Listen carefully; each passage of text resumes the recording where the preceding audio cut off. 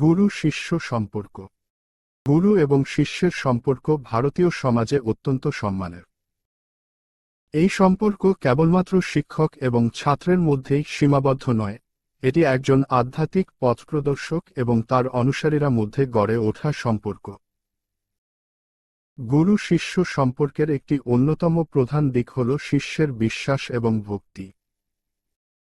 শিষ্য গুরুতে সম্পূর্ণ বিশ্বাস রাখেন এবং গুরুর নির্দেশনা অনুযায়ী জীবনযাপন করেন। গুরুকুল শিক্ষা পদ্ধতি। প্রাচীন ভারতে গুরুকুল শিক্ষা পদ্ধতি প্রচলিত ছিল। এখানে ছাত্ররা গুরুর আশ্রমে থাকত এবং প্রতিদিন গুরুর কাছ থেকে বিদ্যা গ্রহণ করত।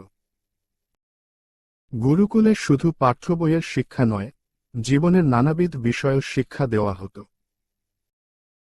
গুরুরা ছাত্রদের আচার ব্যবহার, ধর্ম, সংস্কৃতি এবং আধ্যাত্মিকতার শিক্ষা দিতেন।